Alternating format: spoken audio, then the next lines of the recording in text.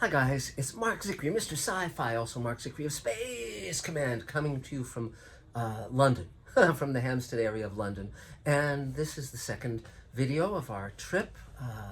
Basically, we're having a great time, Elaine and I, and gathering up all sorts of interesting science fiction items and other.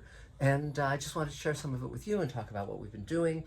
And first of all, I'm wearing a shirt from the wonderful store Cyberdog, and that's sort of the science fiction rave kind of store in Camden Town, which is nearby, and it's kind of Melrose even more so, and they sell really kind of cool science fiction-y stuff. So I got this shirt, I got these wonderful light up shoes that you can program, so they say watch Space Command on Mr. Sci-Fi, watch Mr. Sci-Fi on YouTube.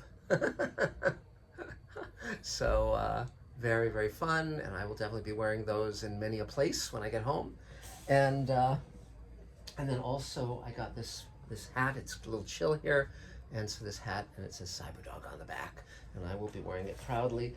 So, but I can walk you through some of what we've been doing. Through that window is the Hampstead High Street, filled with shops and restaurants and dogs and people and kids, and it's just a very vibrant community that I very much like. Elaine and I both love being here. We're in this wonderful room above a pub, and we hear traditional folk music coming up through the floor various nights, and that's fine with us. And it's just terrific. And so I'll show you some of the things we've been doing and getting. The most cool thing probably was this. We went to the Courtaulds show of Van Gogh self-portraits.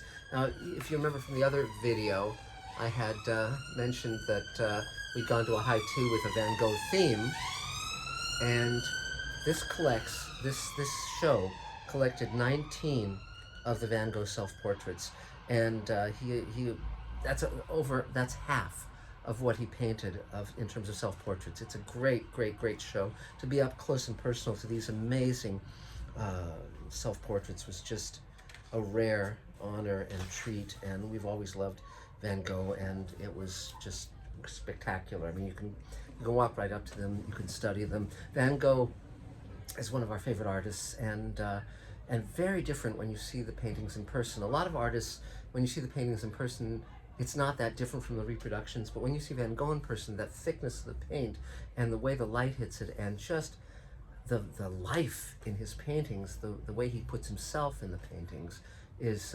spectacular. So it was a terrific show. And then I went to Camden High Street, and I found this, which is a little metal sign of a Blade Runner ad.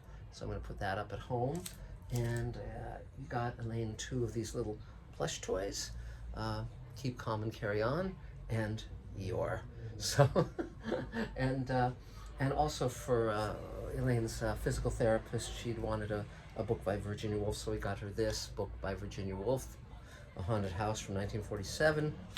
And the fun part is that books by Virginia Woolf the early ones are published by the Hogarth Press, which was founded by Virginia Woolf and her husband and run by them to publish her works and those of their friends and so forth. So it's really fun to find an original in dust jacket. Very cool. And let's see, what else do we have here? I've been listening to a lot of audiobooks set in an England where the Nazis won. And it's very fun to hear places like Hampstead and Piccadilly Circus and so forth within that context. And there's a dealer here in Leicester Square that sells memorabilia from the war. One of the things he sold, which I found very interesting, was this workbook from the Third Reich. And it's an actual workbook, and this is the person whose identification book it was. And it's essentially, she was from Ukraine, and she went to Nuremberg to work, and she's born in 1922, 100 years ago, and it just goes into sort of her life and biography, and it was just a very interesting artifact of these guys, and thank God they did not win the war, or I would not be sitting here talking to you. But there are certain items that we collect that just bring a moment of history back extremely clearly. And so that was something I'd seen when I was here before the pandemic, and I went back, and he still had these workbooks for a reasonable price. And then Elaine, we went to an antique shop, and Elaine found this, and it is a pair of opera glasses made by this guy. It's Negretti and Zambra Opticians, 38 Holborn Viaduct, Cornhill, it says London, and it's 1851-52. So this is from the middle of the 19th century. It comes with its original case, and it's these extremely beautiful opera glasses made of mother of pearl. They're gorgeous. They look like new, and these are almost they're 150 years old, and just stunning. So and again, as I say, they very much bring back the era, and they're quite wonderful. So here's some other things I picked up, because we went to the Van Gogh show, and then there was a little, every weekend there's a little market of local people selling their arts and crafts, and there was an artist, Grant Kennedy, and he was selling originals of his work, and this is his take on Van Gogh, and so I bought it, and we had a lovely talk. He grew up in Zimbabwe, which formerly was Rhodesia, and his family knew Francis Bacon, the artist, personally, and he told me about going into Francis Bacon's studio just after Francis Bacon had died, and it was literally like Francis Bacon had just stepped out of the room. There was an unfinished self-portrait. There was Bacon's leather jacket on the back of a chair. He said it was quite eerie and very powerful emotionally.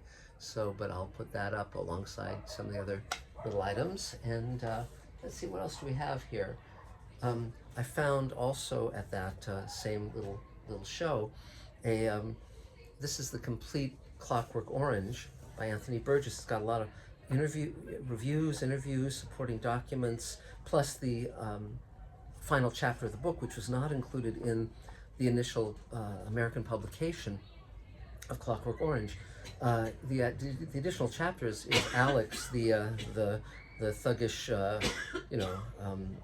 teenager who grows up to actually become a regular citizen and let go of his violent ways and give up crime, and so this is the very, very different from the rest of the book, but this is one of the great dystopic science fiction novels, made into one of the great dystopic science fiction movies by Stanley Kubrick, and it's very, very fun. I have the first American paperback edition, which shows like a motorcycle gang, and they're very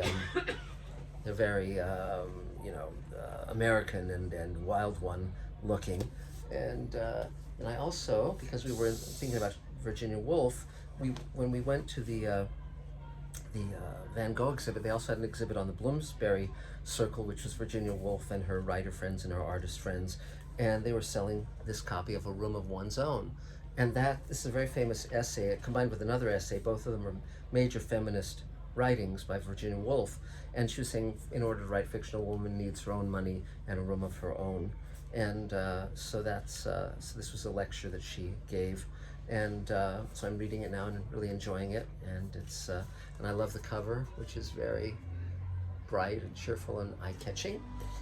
And then there's a bookstore nearby around the corner, just down the street, called Waterstone's, a great bookstore, and I always go there to find things I've never heard of, and this is a book by Kay Dick that is called They, and it's about a future where artistic expression is outlawed, and it's about people, a group of artists on the run, and it was originally published in 1977 and totally vanished without a trace, and its author has subsequently died, but a book agent was going through like a thrift store and came upon a copy just by accident and read it and loved it and got it back in print, and it's now getting great reviews. Margaret Atwood says, a creepily prescient tale in which anonymous mobs target artists for the crime of individual vision, insidiously horrifying. So I thought I would buy this and read it, because I love coming across things that I don't know about that are powerful and well done.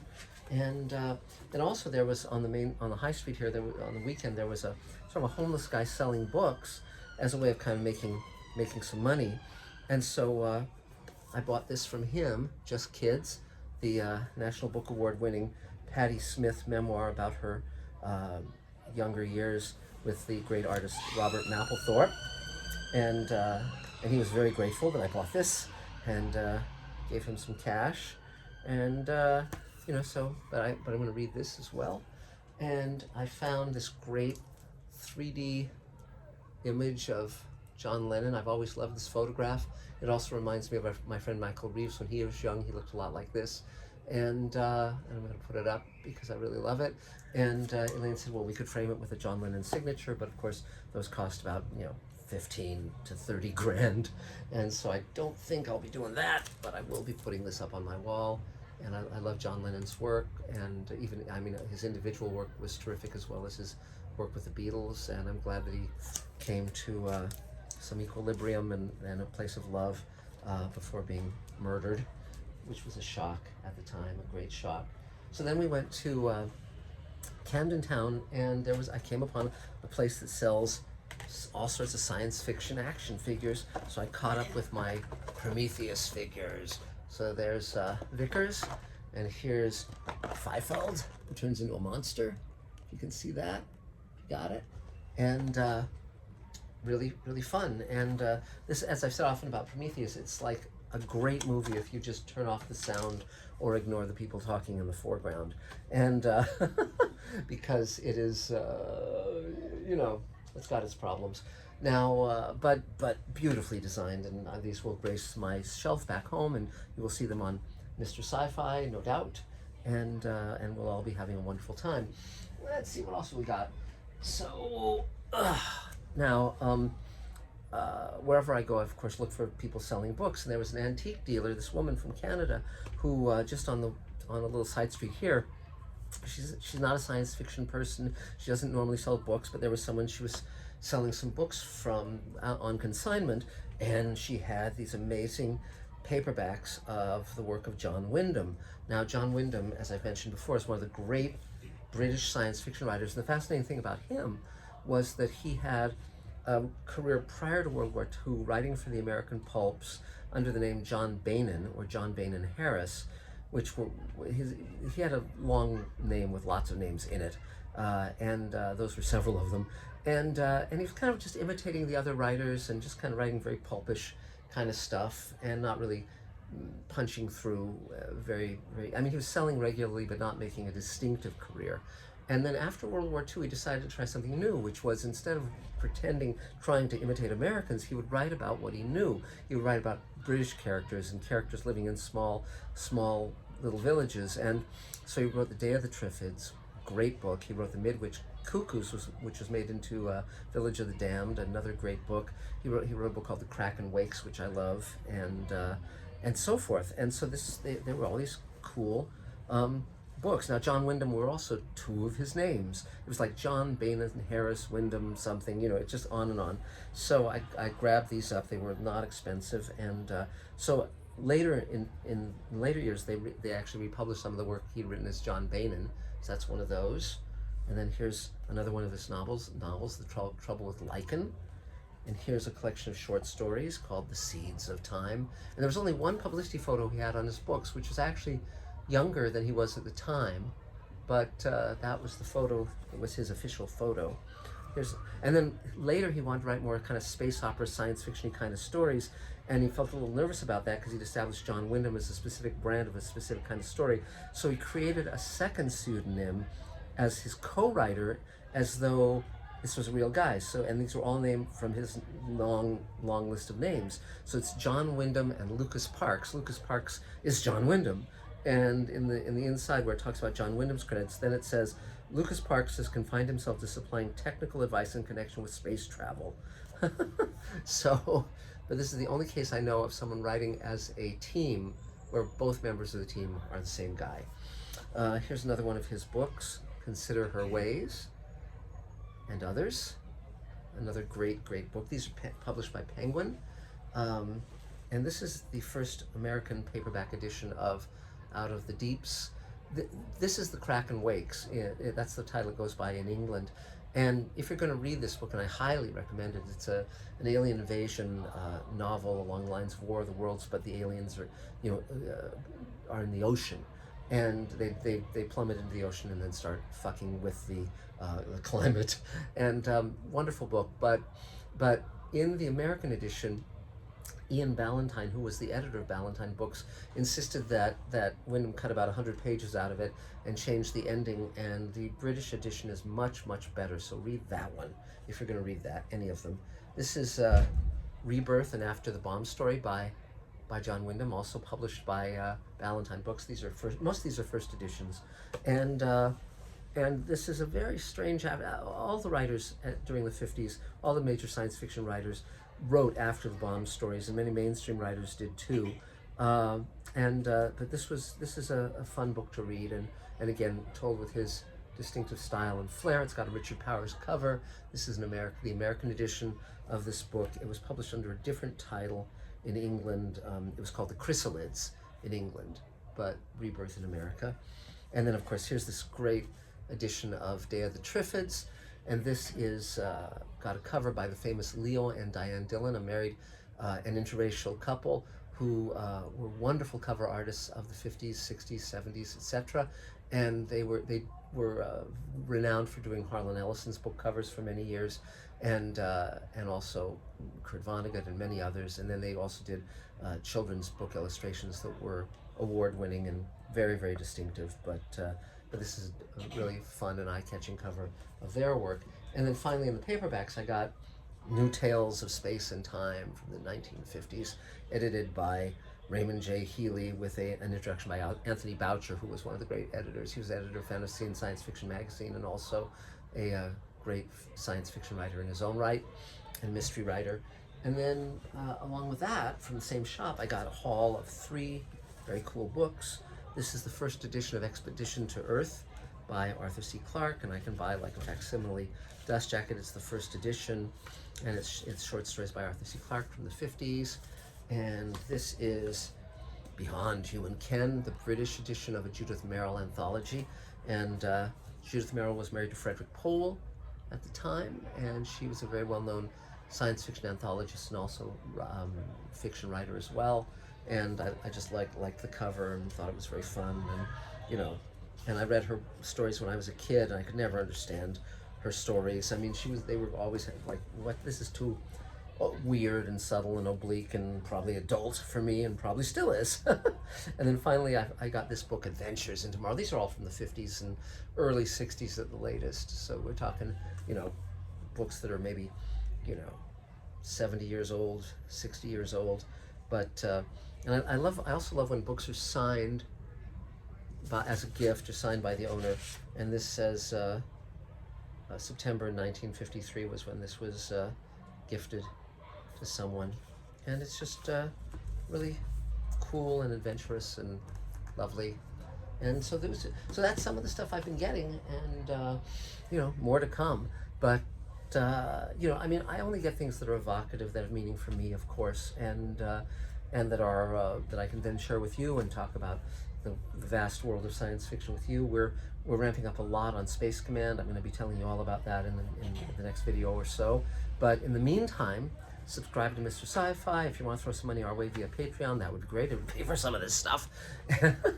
And but you can also buy Space Command shares. You can, but subscribe, ding the bell, comment, like, recommend it to your friends. Every little bit helps. And that's it. So more adventures to come. But it's very fun to, for those of you who know, my background is in painting, sculpture, and graphic art. That's my degree from UCLA. So I know a lot about art history, particularly the art history of Europe and the Americas. And so to see some of these things in the original. We went to the Raphael show today. I'm not going to go into great detail about Raphael. I don't think he's the equal of Michelangelo and Leonardo da Vinci, but when he cares, he can do a good painting. But and I like the School of Athens, this great fresco he did where he supposedly modeled 2 of the philosophers after Leonardo and Michelangelo. So anyway, but be that as it may. So we'll talk to you very, very soon. If there's anything you want me to talk about on Mr. Sci-Fi, just send me a comment and I'll be happy to do it. And meantime, we're here for a little while longer, and we'll be talking to you very soon. And London is a wonderful place. I recommend it if you've never been. And that's it for now. So we'll talk real soon, guys. Bye.